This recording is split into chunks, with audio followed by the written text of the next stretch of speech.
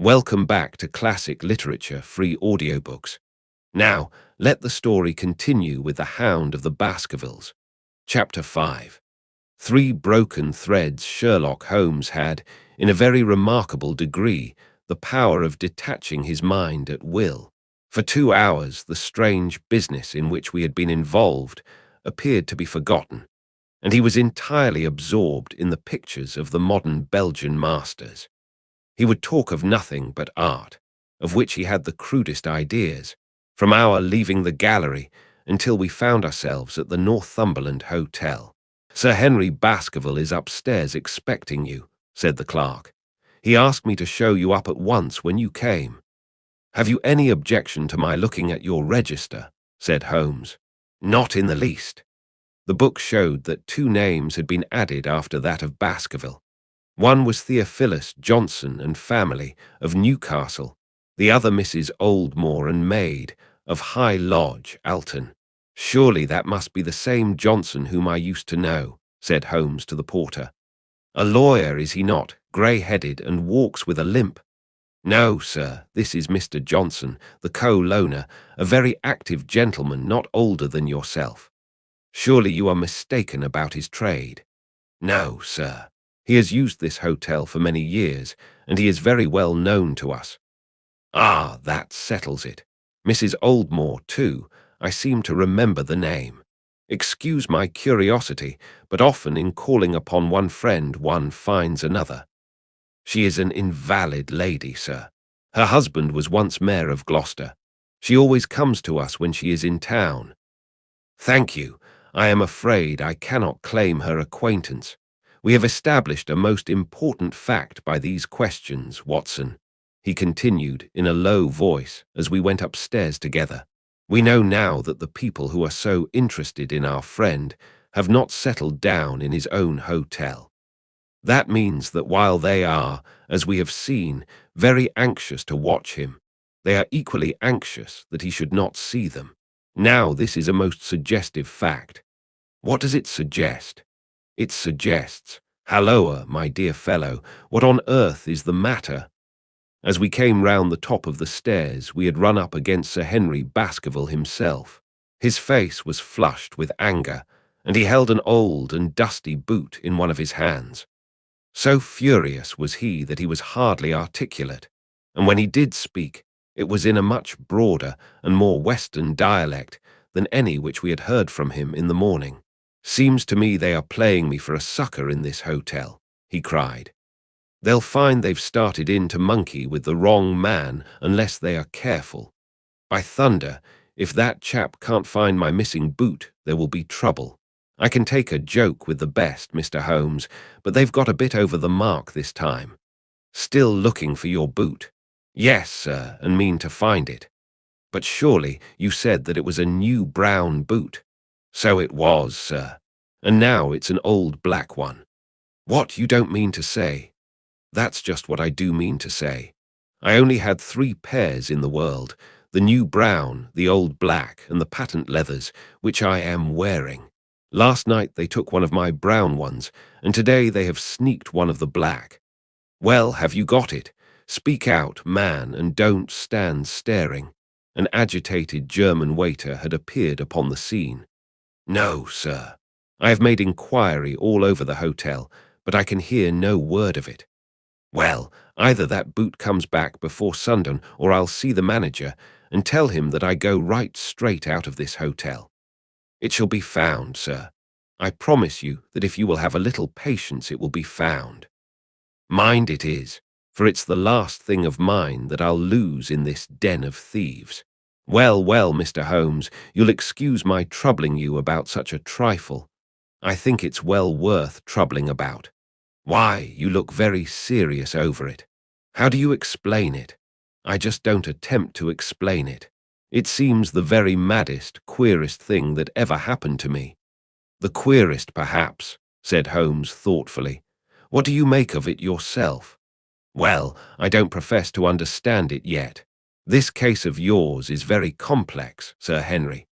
When taken in conjunction with your uncle's death, I am not sure that of all the 500 cases of capital importance which I have handled there, is one which cuts so deep. But we hold several threads in our hands, and the odds are that one or other of them guides us to the truth. We may waste time in following the wrong one, but sooner or later we must come upon the right. We had a pleasant luncheon, in which little was said of the business which had brought us together. It was in the private sitting-room to which we afterwards repaired that Holmes asked Baskerville what were his intentions. To go to Baskerville Hall. And when? At the end of the week. On the whole, said Holmes, I think that your decision is a wise one. I have ample evidence that you are being dogged in London, and amid the millions of this great city, it is difficult to discover who these people are or what their object can be. If their intentions are evil, they might do you a mischief, and we should be powerless to prevent it. You did not know, Dr. Mortimer, that you were followed this morning from my house. Dr. Mortimer started violently. Followed? By whom? That, unfortunately, is what I cannot tell you. Have you among your neighbours or acquaintances on Dartmoor any man with a black, full beard? No, or let me see. Why, yes. Barrymore, Sir Charles's butler, is a man with a full black beard. Ha, where is Barrymore? He is in charge of the hall. We had best ascertain if he is really there, or if by any possibility he might be in London. How can you do that? Give me a telegraph form. Is all ready for Sir Henry. That will do. Address to Mr. Barrymore, Baskerville Hall. What is the nearest telegraph office? Grimpen. Very good. We will send a second wire to the postmaster, Grimpen. Telegram to Mr. Barrymore to be delivered into his own hand. If absent, please return wire to Sir Henry Baskerville, Northumberland Hotel. That should let us know before evening whether Barrymore is at his post in Devonshire or not. That's so, said Baskerville. By the way, Dr. Mortimer, who is this Barrymore anyhow? He is the son of the old caretaker, who is dead. They have looked after the hall for 4 generations now. So far as I know, he and his wife are as respectable a couple as any in the county. At the same time, said Baskerville, it's clear enough that so long as there are none of the family at the hall, these people have a mighty fine home and nothing to do. That is true. Did Barrymore profit at all by Sir Charles's will? Asked Holmes. He and his wife had £500 each. Ha! Did they know that they would receive this? Yes. Sir Charles was very fond of talking about the provisions of his will. That is very interesting. I hope, said Dr. Mortimer, that you do not look with suspicious eyes upon everyone who received a legacy from Sir Charles, for I also had £1,000 left to me. Indeed, and anyone else. There were many insignificant sums to individuals and a large number of public charities. The residue all went to Sir Henry. And how much was the residue? £740,000. Holmes raised his eyebrows in surprise. I had no idea that so gigantic a sum was involved, said he. Sir Charles had the reputation of being rich, but we did not know how very rich he was until we came to examine his securities. The total value of the estate was close on to £1 million. Dear me, it is a stake for which a man might well play a desperate game. And one more question, Dr. Mortimer. Supposing that anything happened to our young friend here, you will forgive the unpleasant hypothesis. Who would inherit the estate? Since Roger Baskerville, Sir Charles's younger brother, died unmarried, the estate would descend to the Desmonds, who are distant cousins. James Desmond is an elderly clergyman in Westmoreland. Thank you. These details are all of great interest. Have you met Mr. James Desmond? Yes. He once came down to visit Sir Charles. He is a man of venerable appearance and of saintly life. I remember that he refused to accept any settlement from Sir Charles, though he pressed it upon him. And this man of simple tastes would be the heir to Sir Charles's thousands. He would be the heir to the estate, because that is entailed.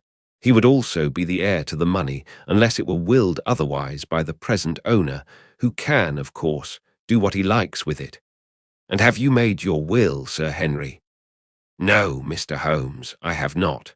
I've had no time, for it was only yesterday that I learned how matters stood.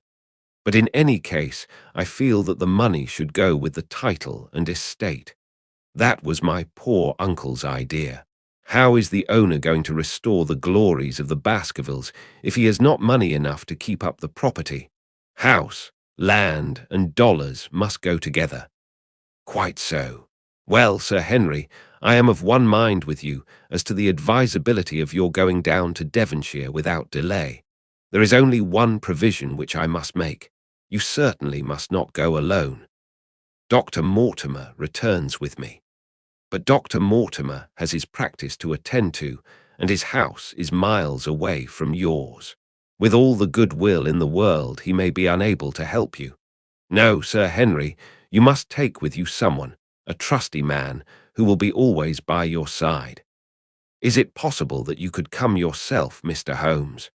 If matters came to a crisis, I should endeavour to be present in person. But you can understand that, with my extensive consulting practice, and with the constant appeals which reach me from many quarters, it is impossible for me to be absent from London for an indefinite time. At the present instant, one of the most revered names in England is being besmirched by a blackmailer, and only I can stop a disastrous scandal. You will see how impossible it is for me to go to Dartmoor. Whom would you recommend, then? Holmes laid his hand upon my arm. If my friend would undertake it, there is no man who is better worth having at your side when you are in a tight place. No one can say so more confidently than I. The proposition took me completely by surprise, but before I had time to answer, Baskerville seized me by the hand and wrung it heartily. "Well now, that is real kind of you, Dr. Watson," said he. "You see how it is with me, and you know just as much about the matter as I do. If you will come down to Baskerville Hall and see me through, I'll never forget it." The promise of adventure had always a fascination for me, and I was complimented by the words of Holmes and by the eagerness with which the baronet hailed me as a companion. "I will come with pleasure," said I. "I do not know how I could employ my time better." "And you will report very carefully to me," said Holmes. "When a crisis comes, as it will do, I will direct how you shall act. I suppose that by Saturday all might be ready. Would that suit Dr. Watson?" "Perfectly." "Then on Saturday, unless you hear to the contrary, we shall meet at the 10:30 train from Paddington." We had risen to depart when Baskerville gave a cry of triumph, and diving into one of the corners of the room, he drew a brown boot from under a cabinet. "My missing boot!" he cried. "May all our difficulties vanish as easily," said Sherlock Holmes. "But it is a very singular thing," Dr. Mortimer remarked. "I searched this room carefully before lunch." "And so did I," said Baskerville. "Every inch of it. There was certainly no boot in it then. In that case, the waiter must have placed it there while we were lunching." The German was sent for, but professed to know nothing of the matter, nor could any inquiry clear it up. Another item had been added to that constant and apparently purposeless series of small mysteries which had succeeded each other so rapidly. Setting aside the whole grim story of Sir Charles's death, we had a line of inexplicable incidents all within the limits of 2 days, which included the receipt of the printed letter, the black-bearded spy in the hansom, the loss of the new brown boot, the loss of the old black boot, and now the return of the new brown boot. Holmes sat in silence in the cab as we drove back to Baker Street, and I knew from his drawn brows and keen face that his mind, like my own, was busy in endeavouring to frame some scheme into which all these strange and apparently disconnected episodes could be fitted. All afternoon and late into the evening he sat lost in tobacco and thought. Just before dinner 2 telegrams were handed in. The first ran, "Have just heard that Barrymore is at the Hall, Baskerville." The second, "Visited 23 hotels as directed, but sorry to report unable to trace cut sheet of Times. Cartwright." There go two of my threads, Watson. There is nothing more stimulating than a case where everything goes against you. We must cast round for another scent. We have still the cabman who drove the spy. Exactly. I have wired to get his name and address from the official registry. I should not be surprised if this were an answer to my question. The ring at the bell proved to be something even more satisfactory than an answer, however, for the door opened and a rough-looking fellow entered, who was evidently the man himself.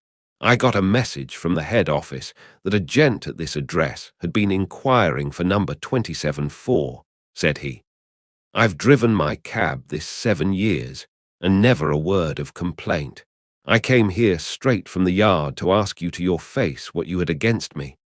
I have nothing in the world against you, my good man, said Holmes. On the contrary, I have half a sovereign for you if you will give me a clear answer to my questions. Well, I've had a good day and no mistake, said the cabman with a grin. What was it you wanted to ask, sir? First of all, your name and address, in case I want you again. John Clayton, 3 Turpey Street, the Borough. My cab is out of Shipley's Yard, near Waterloo Station. Sherlock Holmes made a note of it. Now, Clayton, tell me all about the fare who came and watched this house at 10 o'clock this morning, and afterwards followed the 2 gentlemen down Regent Street. The man looked surprised and a little embarrassed. Why, there's no good my telling you things, for you seem to know as much as I do already, said he. The truth is that the gentleman told me that he was a detective and that I was to say nothing about him to anyone.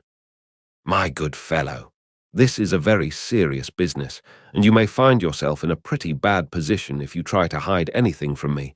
You say that your fare told you that he was a detective. Yes, he did. When did he say this? When he left me? Did he say anything more? He mentioned his name. Holmes cast a swift glance of triumph at me. Oh, he mentioned his name, did he? That was imprudent. What was the name that he mentioned? His name, said the cabman, was Mr. Sherlock Holmes. Never have I seen my friend more completely taken aback than by the cabman's reply. For an instant he sat in silent amazement. Then he burst into a hearty laugh. A touch, Watson, an undeniable touch, said he. I feel a foil as quick and supple as my own. He got home upon me very prettily that time. So his name was Sherlock Holmes, was it? Yes, sir, that was the gentleman's name. Excellent. Tell me where you picked him up and all that occurred. He hailed me at 9:30 in Trafalgar Square. He said that he was a detective, and he offered me 2 guineas if I would do exactly what he wanted all day and ask no questions. I was glad enough to agree.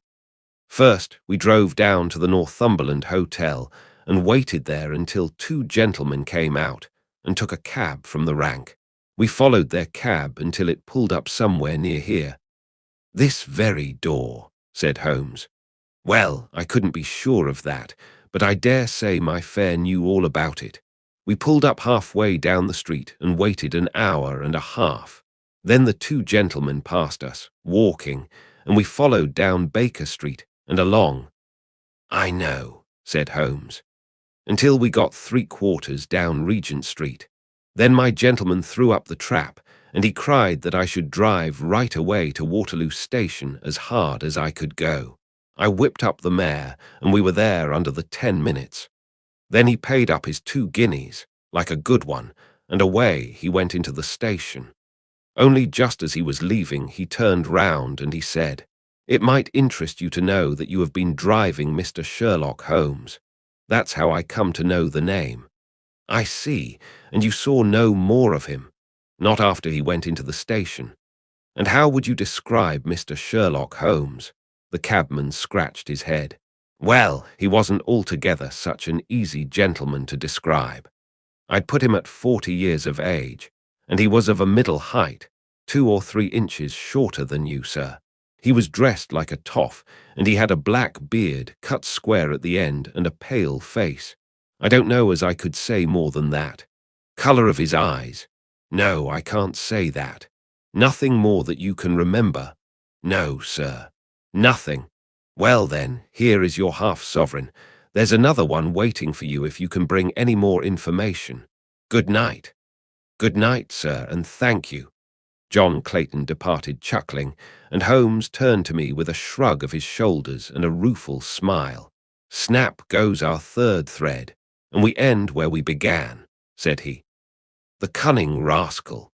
He knew our number, knew that Sir Henry Baskerville had consulted me, spotted who I was in Regent Street, conjectured that I had got the number of the cab and would lay my hands on the driver, and so sent back this audacious message. I tell you, Watson, this time we have got a foeman who is worthy of our steel. I've been checkmated in London. I can only wish you better luck in Devonshire, but I'm not easy in my mind about it. About what? About sending you. It's an ugly business, Watson, an ugly, dangerous business, and the more I see of it, the less I like it. Yes, my dear fellow, you may laugh, but I give you my word that I shall be very glad to have you back safe and sound in Baker Street once more. And that wraps up Chapter 5 of The Hound of the Baskervilles.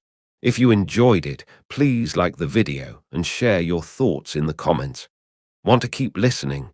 Head over to the Chapter 6 and let it play in the background while you relax or work. Links are in description. Don't forget to subscribe and tap the bell so you'll be notified when the next chapters are released. Thanks for listening.